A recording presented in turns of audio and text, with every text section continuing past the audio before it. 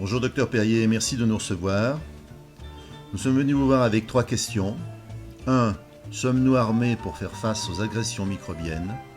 2. Qui sont, que sont les microbes? 3. Quel regard portez-vous maintenant sur tout cela? Alors, la première question, je vous fais remarquer qu'il y a 2 mots militaires, armés. Alors moi, je vous répondrai en posant la question, sommes-nous malades parce que nous avons une maladie? Ou avons-nous une maladie parce que nous sommes malades? Que faut-il soigner, la maladie ou le malade? Parce que l'homéopathie soigne un malade et la médecine officielle, dite allopathie à tort, on verra plus tard pourquoi, soigne une maladie. Quelle est la différence essentielle? Et ça m'a fait parler de toute la première partie qui doit faire 150 pages pour définir les mots. La façon dont vous formulez la question avec 2 mots militaires, vous êtes encore imbibé de la conception officielle enseignée par les facultés de médecine depuis des siècles et par l'éducation nationale dont vous avez fait partie. Oui. Voilà, on est imbibé de ça. Et quand on apprend l'homéopathie, on nous dit, une des premières choses qu'on nous dit, ne vous occupez pas de la maladie, soignez le malade. Waouh! Eh bien, je vous assure que ça fait tourner les boyaux de la tête et on met un temps fou à réaliser qu'est-ce que ça veut dire. Est-ce que la maladie existe? Alors, comment on définit une maladie en médecine officielle? On vous a habitué à penser en termes de guerre. D'ailleurs, le vocabulaire utilisé par la médecine officielle, c'est arsenal thérapeutique. Arsenal, c'est un mot militaire. On parle de munitions, en parlant des médicaments, et de guérison. Le mot guérir vient de guérite, la petite cahute du militaire qui contrôlait le territoire et qui le surveillait. C'est marrant. Pour la médecine officielle, guérir, c'est partir en guerre. Voilà. Et de déclarer, entre autres, ou la guerre au cholestérol, ou la guerre à l'acide urique, ou la guerre à la dépression, la guerre à l'angoisse. Hahnemann vivait il y a 2 siècles. Ses dates, c'est 1755, au milieu des siècles des Lumières, et sa mort, c'est 1843. Il a expérimenté toute sa vie. Pourquoi a-t-il... D'abord, qu'est-ce que l'homéopathie, d'après vous? Comment vous la définiriez? Difficile pour les gens. Hahnemann était très déçu de la médecine de son temps. Comme moi, 2 siècles après. Pourquoi je me suis mis à l'homéopathie? Vous pourriez me poser cette question aussi.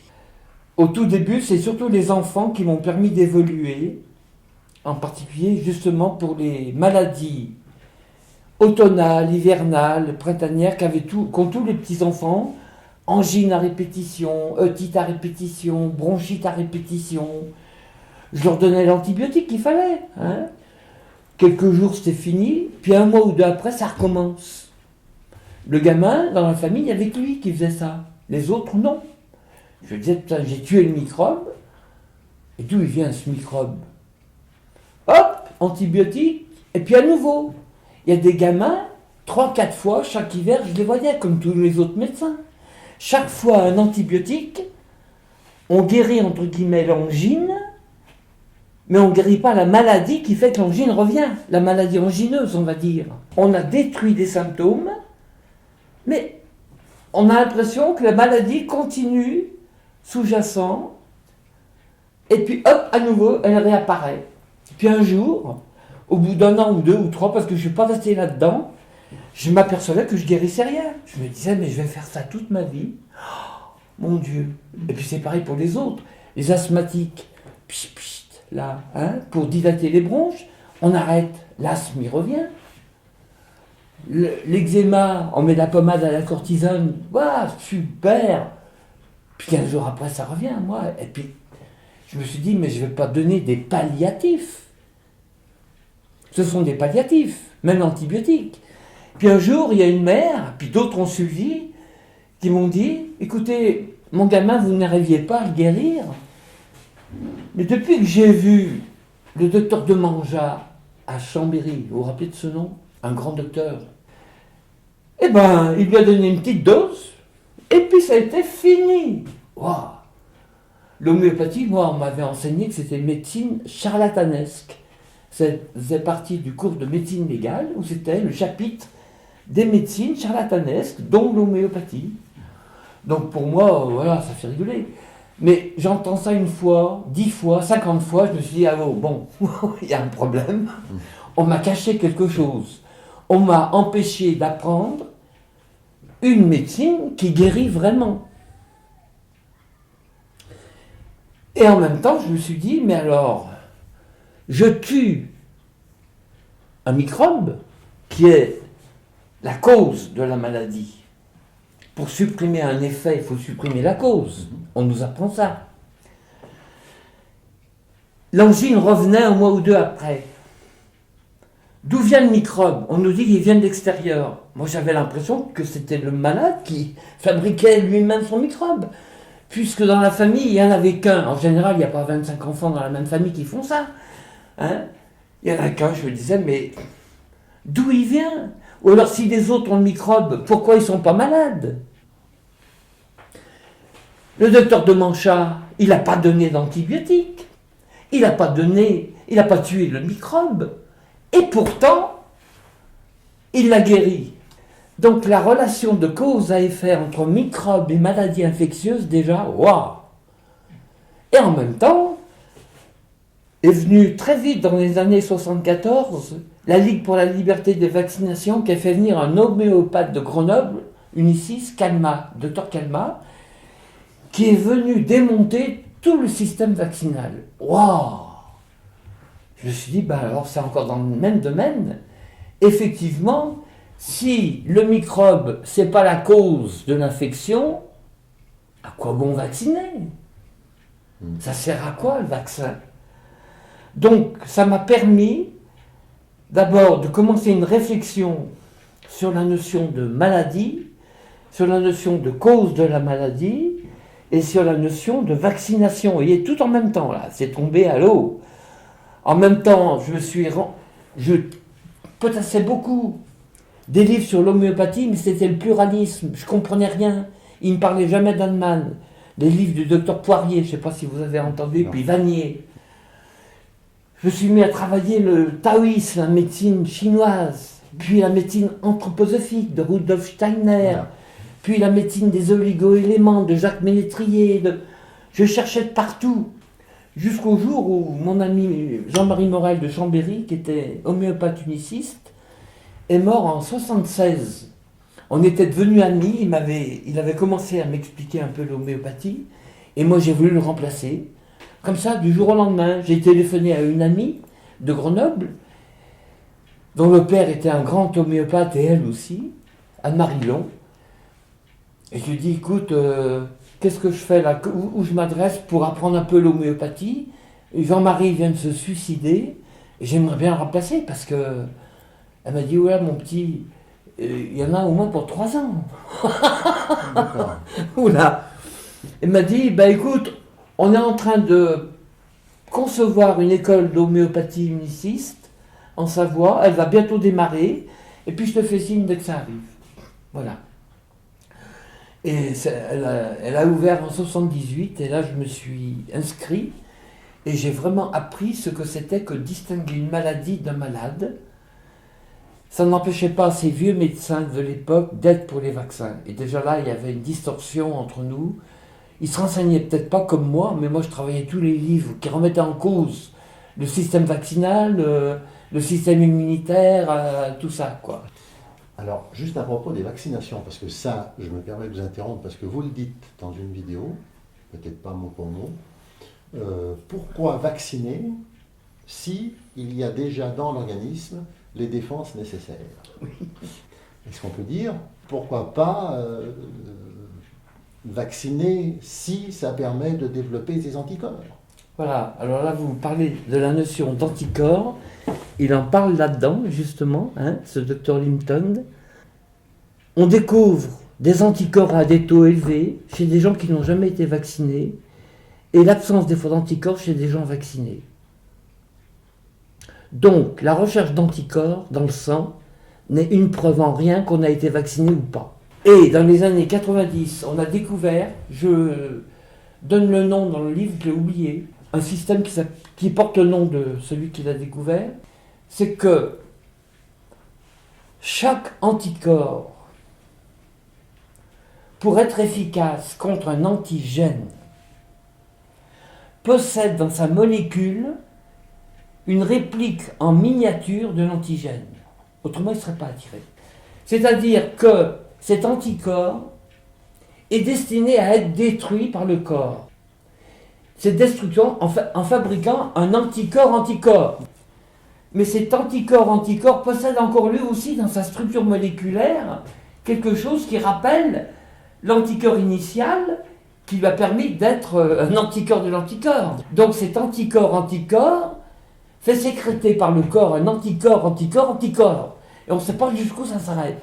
C'est-à-dire que l'anticorps est destiné à être détruit. Alors, quelle est la fonction de l'anticorps? Point d'interrogation, moi j'en sais rien. Mais je constate ça. Et le docteur Lipton remarque aussi que des gens bien vaccinés n'ont pas d'anticorps des SLAB dans leur sang, et des gens qui n'ont pas été vaccinés en ont.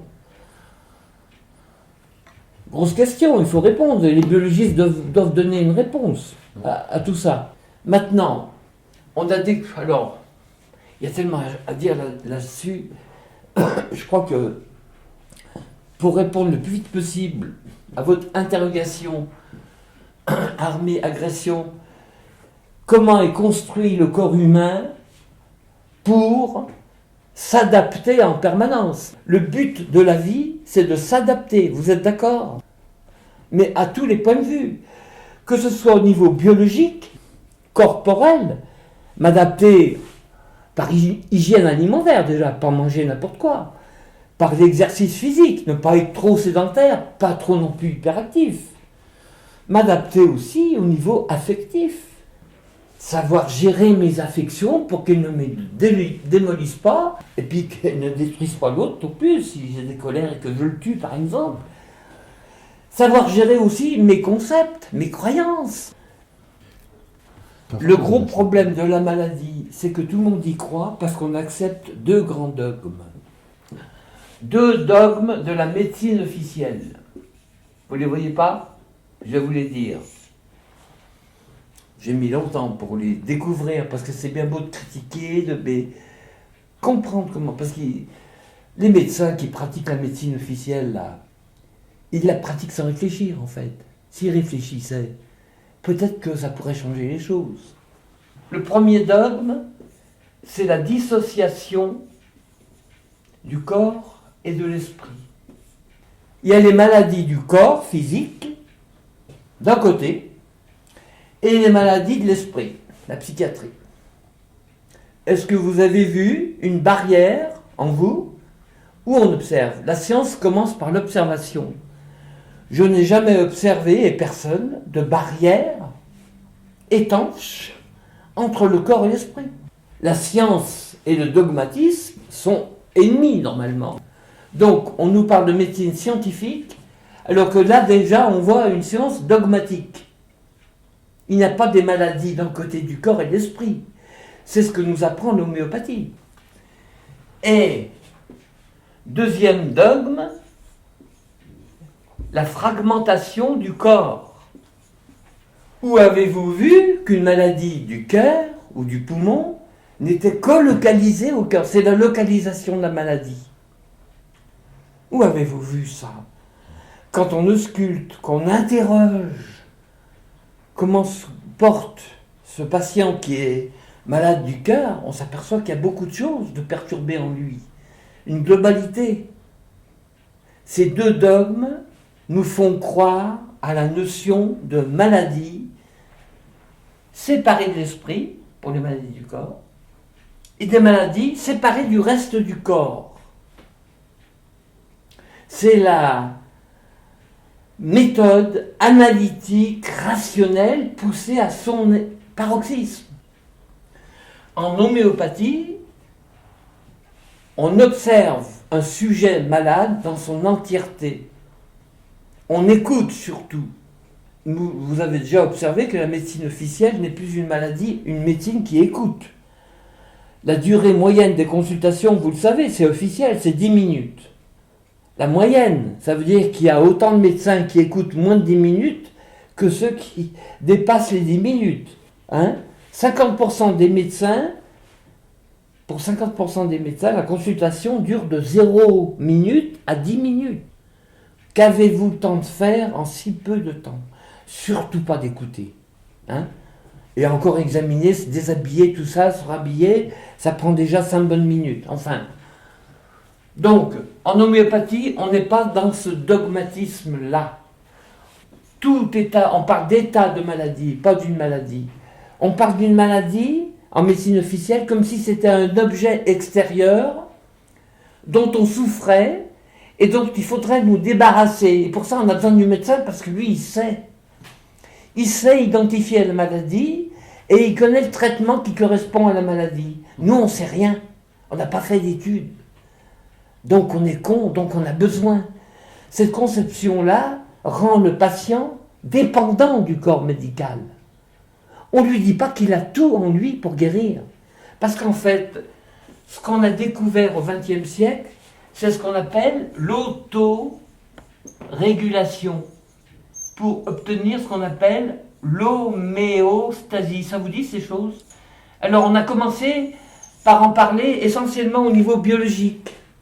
Votre corps fonctionne en permanence comme une sorte de balance. Il y a trop de cholestérol, hop, j'en fabrique moins.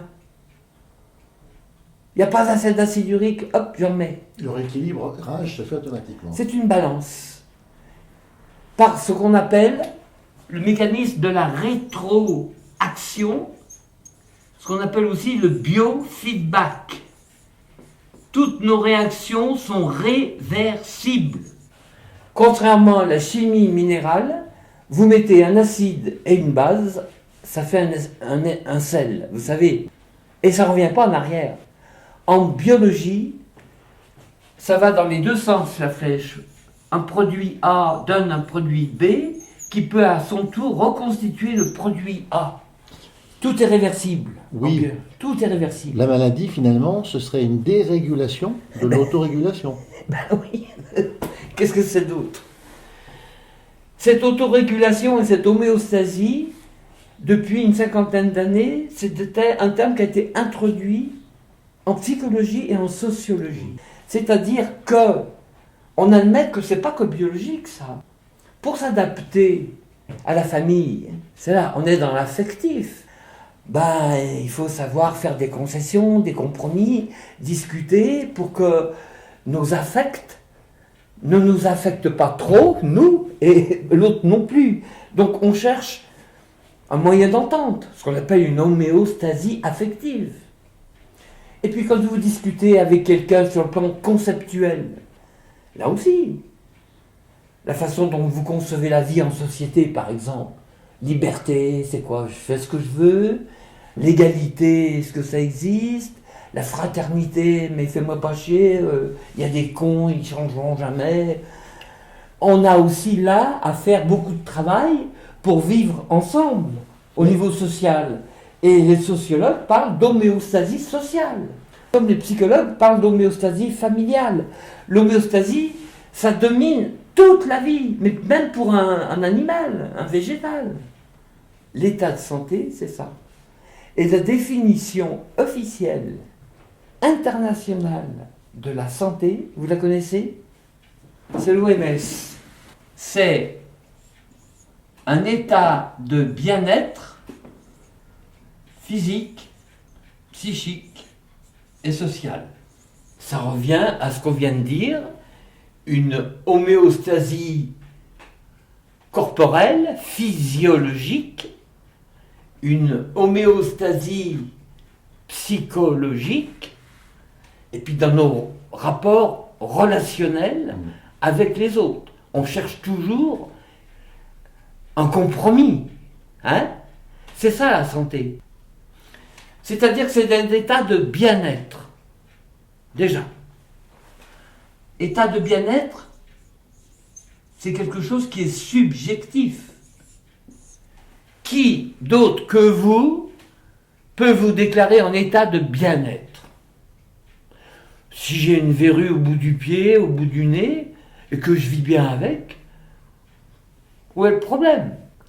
Même si je suis un peu essoufflé en montant les côtes, si je vis avec et que ça m'embête pas trop, et alors, si je m'adapte, la vie, c'est le grand mot de la vie, c'est adaptation. Hein. Et pour ça, on est doué d'une autonomie, mais pas d'une indépendance. À ne pas confondre, il y a beaucoup de gens qui confondent indépendant et autonome. Non, nous fonctionnons tout seuls. Un arbre, ça fonctionne tout seul. Il reçoit de l'eau, la pluie, il a ce qu'il faut dans l'air. Un animal, c'est pareil. Un être humain, c'est pareil. Cette autorégulation, si vous réfléchissez bien, ça veut dire que c'est ce qui vous empêche d'être autodérégulé. C'est-à-dire qu'en permanence, si ça va trop loin, vous êtes malade. Voilà. Ah non. En permanence, la vie est bien faite. Vous êtes en train en permanence d'éviter d'être malade. Il y a des milliards de microbes à l'extérieur de nous. Il y a des milliards de microbes en vous. Sans eux, vous ne seriez pas en vie. Être en bonne santé, c'est obtenir une autorégulation entre les écosystèmes dits extérieurs et les écosystèmes dont nous sommes faits. C'est-à-dire que nous sommes capables de nous adapter à notre milieu environnement. Évidemment, si vous allez vous transplanter en Afrique, en Océanie, en quelques heures avec les avions, d'un seul coup, votre organisme va être soumis à un stress, à un milieu environnemental auquel il n'a pas l'habitude de s'adapter. Par la température, la moiteur, les conditions d'hygiène n'est pas les mêmes, on est stressé.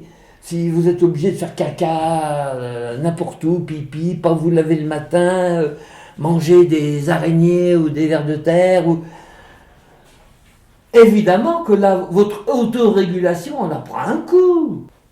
C'est une auto-guérison, on la constate. Il y a deux phénomènes qu'on n'explique pas, qu'on ne peut pas reproduire. C'est la cicatrisation des plaies. Si ce n'est pas de l'auto-guérison, ça, et la consolidation des fractures. Si ce n'est pas de l'auto-guérison, le chirurgien ne lui fait rien. Il fait racoler les barres de la plaie. Si on ne les racole pas, ça fera une cicatrice pas bien belle, mais elle se fera. Un os, s'il est tout tordu parce qu'il est tout cassé, il va consolider, mais tout de travers. Mais les bouts, ils vont se coller. Hein. C'est pas le chirurgien qui recolle. C'est cette fonction d'auto-guérison qu'on a.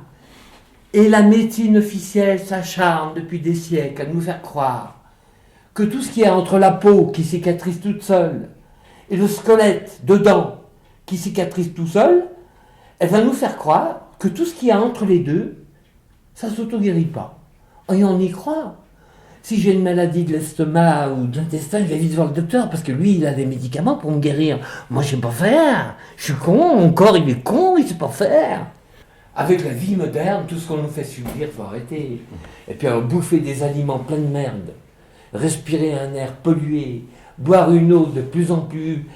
On trouve, les Allemands ont dénoté jusqu'à 30 médicaments dans l'eau du robinet, des slables.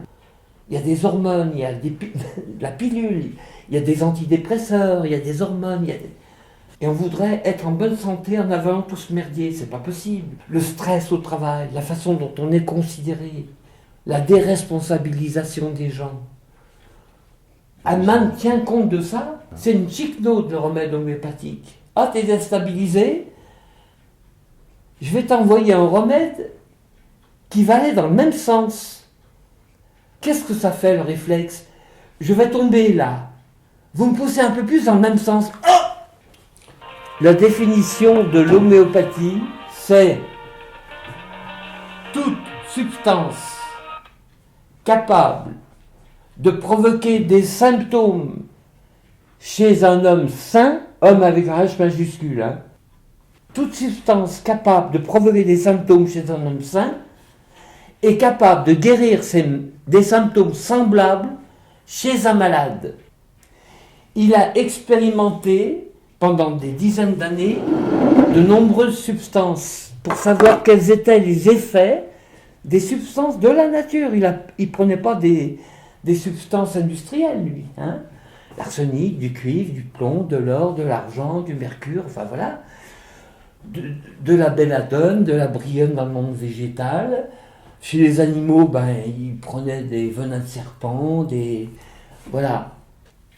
C'est pour ça qu'avant de donner tout remède, Hahnemann disait aux gens de rectifier leur mode de vie. Il les interrogeait beaucoup en leur conseillant de manger autrement, en leur conseillant de faire de la gymnastique, de faire de la marche, de vivre autrement, quoi, en essayant de déceler des causes de déstabilisation de l'autorégulation. Hahnemann était d'une rigueur scientifique. Quand on lit ses ouvrages, on tombe sur les fesses. Hein. Quand on dit qu'il n'est pas scientifique, voilà, bon, ça c'est la médecine officielle, pharmacomédecine, hein. Bien sûr. C'est subjectif et c'est holistique, la santé. Elle n'est pas que le corps ou que le mental. Elle contredit même la médecine officielle, cette définition, qui elle coupe le corps de l'esprit. Les microbes. Alors là, on a 3 formes de microbes. La bactérie, qui est sphérique, hein, plus ou moins sphérique, hein. Ça peut être une sphère aplatie, une sphère allongée, mais voilà. Le virus, qui est une hélice. Le virus, c'est un chromosome, hein, un bout de chromosome. Et le mycélium. Le mycélium, c'est un réseau. Vous en avez déjà vu dans votre jardin, là. Mais ce qu'on appelle mycélium, c'est le réseau de filaments qu'il y a dans la terre et qui, de temps en temps, émet ce qu'on appelle, nous, des champignons, hein, c'est-à-dire les rosées des prés, les amanites, tout ça. Mais ces champignons qu'on cueille dans les prés ne sont que le sexe. C'est la forme sexuée. Hein. Deux modes de reproduction.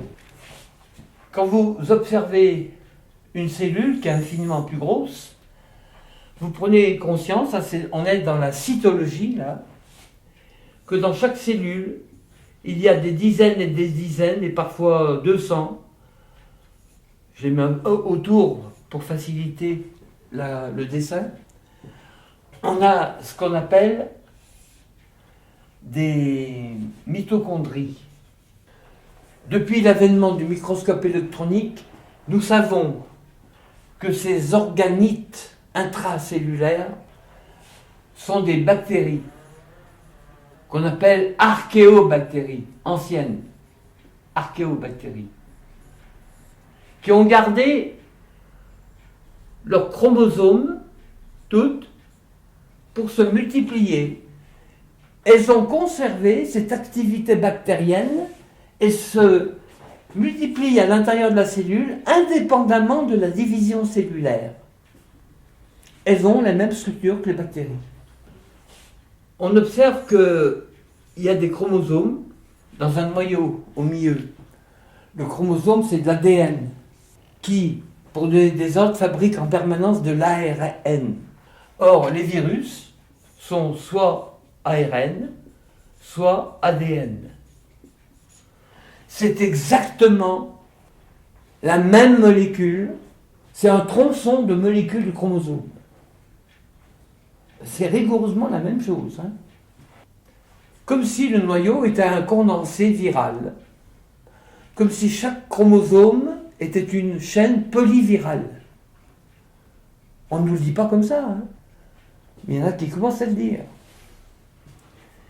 Et enfin, dans cette cellule, pour que toutes les informations biochimiques circulent, il y a un réseau qu'on appelle le réticulum endoplasmique qui fait communiquer le noyau, la membrane, les corps de Golgi, avec, à intervalles réguliers, comme des noyaux. On appelle ça des ribosomes. Les ribosomes, c'est de l'ARN. Encore, comme des virus. Mais le mycélium, ce que je ne vous ai pas dit, c'est que sur ce réseau, il y a une infinité de noyaux répartis tout le long. Les filaments de mycélium, c'est un peu comme des bactéries, mais qui se seraient donné la main. Il y a un continuum de la chair. La chair de la cellule s'appelle le cytoplasme, vous le savez. Et dans un mycélium, c'est un tuyau de cytoplasme avec de temps en temps des chromosomes. Exactement comme le réticulum endoplasmique. Il y en a qui commencent à travailler là-dessus. Moi, j'ai la conviction depuis au moins 20 ans que la cellule est une société microbienne. Des virus, des bactéries, des mycéliums qui coopèrent, qui se sont associés pour former une cellule, parce qu'on est encore dans le mystère. Hein. On ne sait pas comment est apparue la première cellule. Hein. Vous voyez que ça change déjà vraiment la façon de concevoir la vie. Si vous savez que nous avons 10 puissance 14 cellules, 100 000 milliards, un chiffre à peu près, hein, vous voyez le nombre de microbes qui nous constituent. Si vous savez qu'il y en a peut-être 10 fois plus sur tout le revêtement cutané et muqueux, tout autour du cul, la bouche autour du cul, l'urètre, le vagin chez la femme. Sans ces microbes, on n'est pas en bonne santé. C'est-à-dire qu'on est un complexe microbien qui est en train d'essayer de vivre en bonne santé dans un autre complexe microbien tout autour de nous. Deux écosystèmes microbiens qui essayent de vivre ensemble en écologie, comme on dirait maintenant, hein, voilà, en harmonie. Alors, de temps en temps, il y en a un qui domine sur l'autre, soit à l'intérieur, soit de l'extérieur, ce que vous appelez, vous, une agression.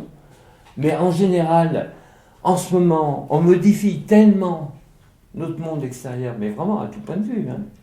Et on modifie tellement aussi notre monde intérieur, à tout point de vue, avec tous ces antibiotiques que les gens avalent, tous ces antifongiques, et puis tout ce qu'on avale, hein, on arrose les plantes avec des fongicides, on avale tout ça, mais ça bouleverse complètement tous les écosystèmes, on ne sait plus où on en est. D'où toutes ces maladies nouvelles. Ah, un nouveau virus, vous avez remarqué, il y a plein de nouveaux virus là. Chaque écosystème microbien a une fonction particulière qu'on connaît très mal en ce moment pour l'homme. Vous avez remarqué qu'ils sont en train de démontrer qu'on n'a pas qu'un cerveau, vous avez entendu. On a le cerveau entérique, ils disent. Et on a le cerveau bactérien. Ils ont démontré en laboratoire que l'adjonction de telle ou telle bactérie pouvait modifier complètement le comportement des rats, ou agressifs, ou apathiques. Et chez nous, c'est pareil. Les microbes on dit que les bactéries sont à l'origine de la vie sur Terre. C'est les premiers êtres apparus il y a 3 milliards 800 millions. On nous complique les choses pour qu'on n'y comprenne rien. On est une symbiose. Et là, on est sur Terre seulement. On peut rejoindre après le cosmos, les bactéries, les virus et le mycélium. Il y a 3 formes bien différentes qu'on retrouve dans le cosmos. Quelles sont les 3 formes cosmiques? Dans la tête, vous imaginez le cosmos, vous voyez des formes. La sphère, ça vous fait penser à quoi? La spire, ça vous fait penser à quoi? Comme l'ADN, mais le réseau, ça vous fait penser à quoi? Déjà, une galaxie, c'est un réseau d'étoiles. Oui. Un système planétaire, c'est un réseau. Mais les constellations, c'est un réseau d'étoiles. Un réseau, c'est une association. Tout ce qui tourne ne tourne jamais en rond. C'est une spirale. C'est ce qui se forme, la formation, la force de gravitation. Ça, c'est ce qui génère le mouvement. Mouvement, ça vous fait penser à quoi? Évolution, transformation.